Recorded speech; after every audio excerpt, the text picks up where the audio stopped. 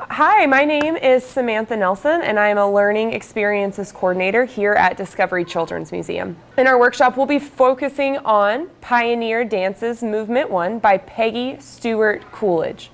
Peggy Stewart Coolidge was an American composer and conductor. She lived during the 1900s or the 20th century, even though this piece we're focusing on today, Pioneer Dances, was really inspired by 1800s America or the 19th century. That's about 100 years before she was actually even alive. So this piece really, if you listen to it, it's very much inspired by the early days of America, pioneer culture, and the sounds really sound like 1800s America. That is what she was truly inspired by. Now, during 1800s America or the 19th century, there weren't toy stores, there weren't grocery stores, there wasn't a lot of technology. It's very, very different from the world we live in today. Kids back then didn't have toys like we do today. They didn't have electronics in their toys, and there weren't really even any toy stores to go visit. Most of the time, kids had to create their own fun, and they had to create their own items to play with. One of the common items that were created by kids were dolls. Now, they weren't your typical baby dolls that we have now with plastic faces and cloth bodies. They had to use materials that they could find during their travels as a pioneer. So sometimes they would be made from old fabric scraps or with yarn or anything that kids could find just lying around that could be used as extra scraps to make toys. So with our pioneer dolls, these ones were made out of yarn, just yarn scraps that I found laying around, but you could use fabric scraps too, anything to make your own dolls to play with. And there were lots of different options for the kids to create with. They could make dolls that had no legs or dolls that have legs. They could create braids out of the materials. They could add whatever they wanted that they could find lying around to create their own unique toys and their own unique dolls to play with. Today, I'm going to be using some yarn to create our dolls today. So today, for our dolls, I'm going to be using yarn, but you could use string or fabric scraps, whatever you have that can be easily manipulated to create a flowing doll. So I'm going to be using this yarn. You'll need some scissors to cut the yarn into the different parts of the doll. You'll need something to clip down or hold down the strings while you're making. So you could use tape, you could use clips that you have laying around, some binder clips or clothespin. The choice is yours. And then you'll need something to wrap the yarn around. So you could use a clipboard maybe, or a thick book. That just make sure it's hard so it doesn't bend while we are wrapping the yarn around it. I'm going to be using a clipboard today for us so that you can really see what's going on. So you're going to take your clipboard and you're going to choose whatever type of yarn you want, and you're going to use a lot of this yarn or fabric, whatever you have, to really make the doll thick. So using the yarn, you're going to start on the clipboard, and you need to secure down the end string onto your clipboard or your book. So this is where the tape or the clips come into place. I'm going to use a clip.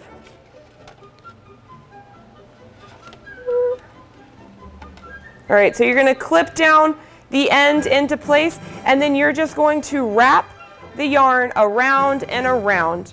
The more yarn you use, the thicker the doll will be. Now, if you want a longer doll, you use something longer to wrap the yarn around. If you want a shorter doll, you use something shorter.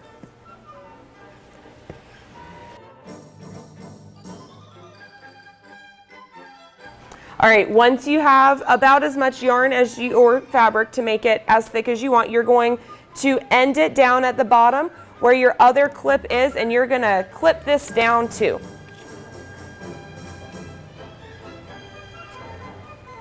Both ends of my yarn are down at the bottom, and we're going to cut the yarn off. And we're going to bunch the top of the yarn together. The end that you did not cut is going to be where the head of the doll is. So you're going to bunch that together.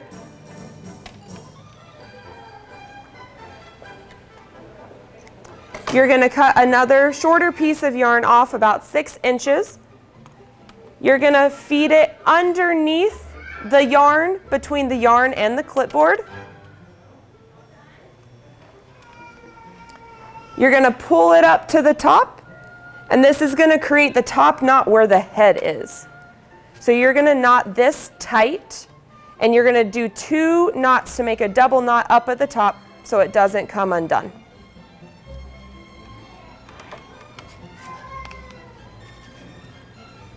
Now you can either tie this into a bow at the top, or you can just cut off the extra strings. It is up to you. I'm going to cut off the extra strings for mine.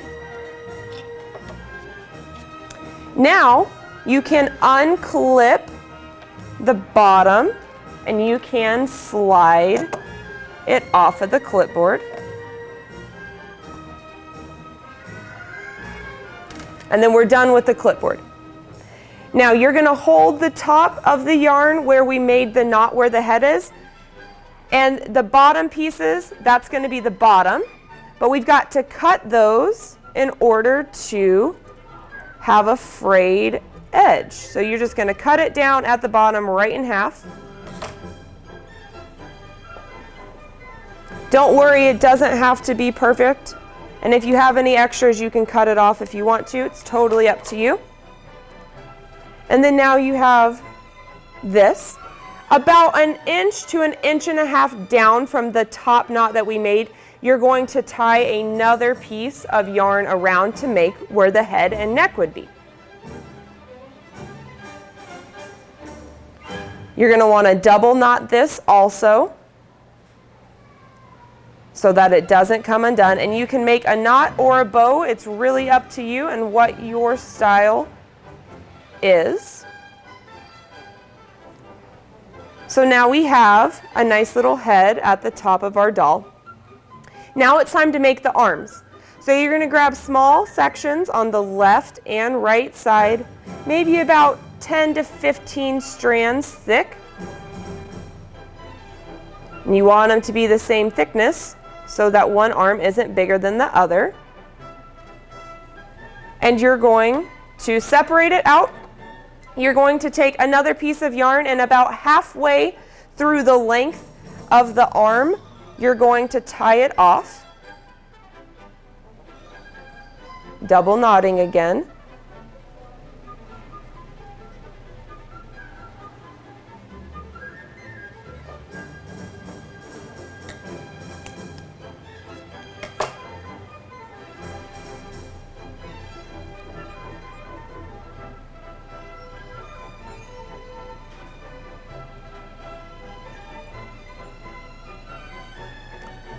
All right, so now I have 2 knots on my left and my right arms. You're going to cut off the extra yarn or string beyond the knot that you made, because our arms are not as long as our whole body is. So you're going to cut that off to create shorter arms.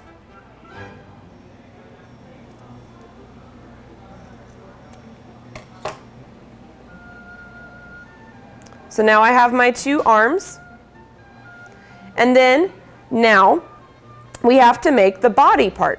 So about halfway through the remaining fabric, we're going to knot that off again. So we'll need 1 more piece of yarn. And this is going to make our torso or midsection. You're going to double knot or a bow, it's up to you.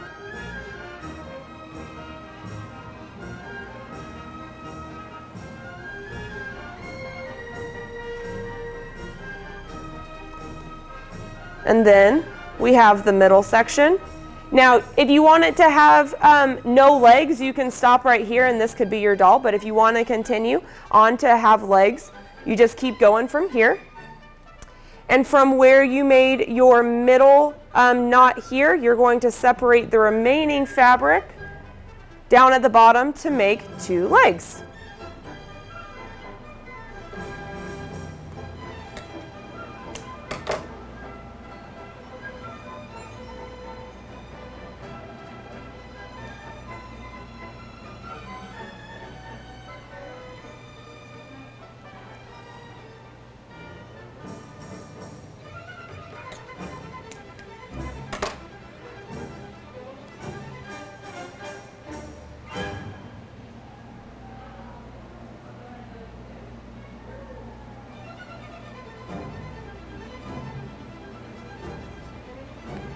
All right, now that I've created all my different body parts, I'm gonna go around and clean up some of the longer strings that are hanging out of the doll, just so everything looks more uniform and equal length.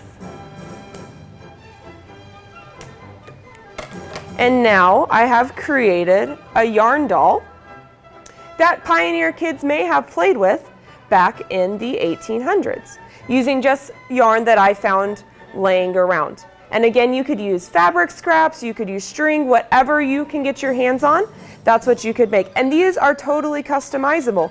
So you could add whatever you wanted to make the doll unique and your own creation. You could add some braided pieces to the top to create hair. You could use different colored yarns to give the dolls maybe some clothing or different color hair or whatever you would like to do. So once again, thank you for making these Pioneer dolls with me and listening to the composition Pioneer Dances Movement 1 by Peggy Stewart Coolidge, inspired by the 1800s in America. Thanks for joining me.